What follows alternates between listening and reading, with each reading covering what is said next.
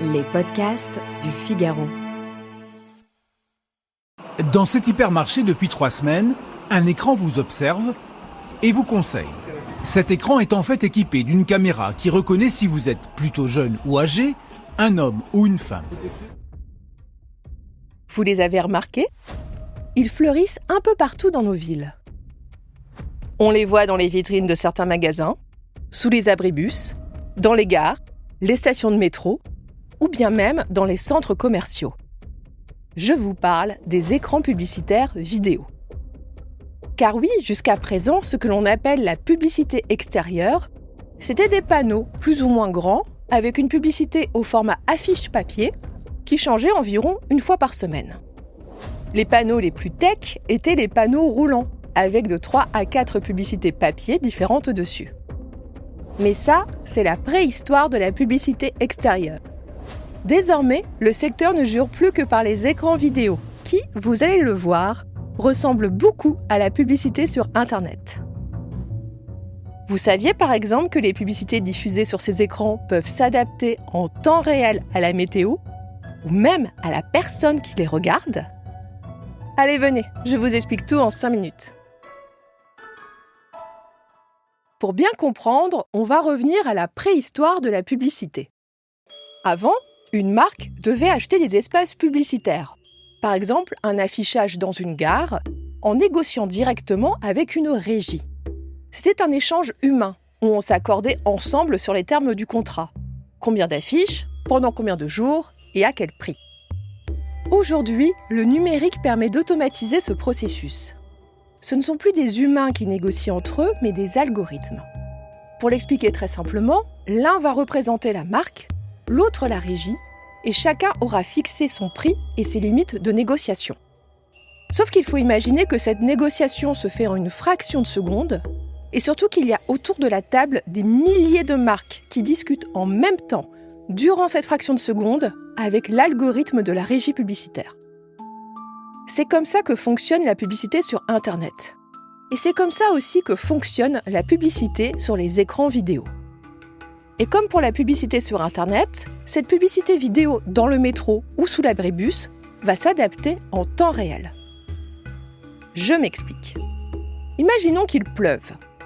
Ça ne sert à pas grand-chose de montrer sur un écran vidéo géant une publicité pour des petites robes d'été ou bien pour une promotion sur un climatiseur. Les piétons ne seront absolument pas réceptifs au message. Alors que ça sera davantage le cas s'il fait 35 degrés. On peut aussi s'adapter au moment de la journée. Une publicité pour de la bière à 7h du matin, c'est plutôt bof.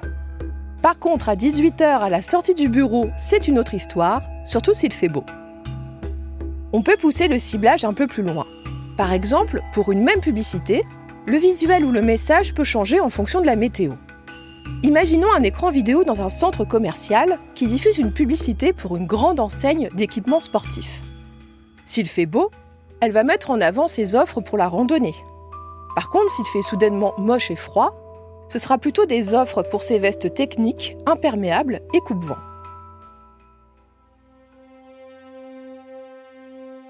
Ça vous surprend ? Alors attendez la suite. Car des expérimentations sont en cours dans certains hypermarchés et centres commerciaux pour personnaliser la publicité vidéo sur ces écrans. Il ne s'agit plus seulement de s'adapter à la météo ou au moment de la journée, mais aussi à la personne qui passe devant l'écran.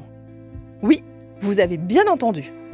Alors, je vous rassure, la caméra de l'écran vidéo ne va pas se dire « Tiens, c'est Chloé Voitier du Figaro qui est en train de faire ses courses ». Mais plutôt « Tiens, une femme entre 35 et 45 ans passe devant moi ». Ça veut dire qu'a priori, l'écran ne va pas afficher sur mon passage des publicités pour des produits destinés aux hommes ou bien aux personnes âgées. Et imaginons maintenant que je tienne par la main un enfant. L'écran va se dire qu'il a face à lui une mère de famille. Il va donc plutôt mettre en avant les promotions du moment pour des crèmes dessert, des bonbons ou bien des fournitures scolaires si la rentrée des classes approche. Ça vous paraît flippant ? Alors j'ai une mauvaise nouvelle pour vous.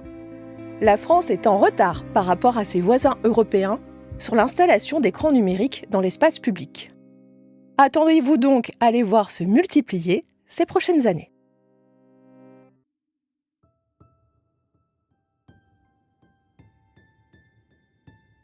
Merci d'avoir écouté Question Tech. Je suis Chloé Voitier, journaliste au Figaro Économie.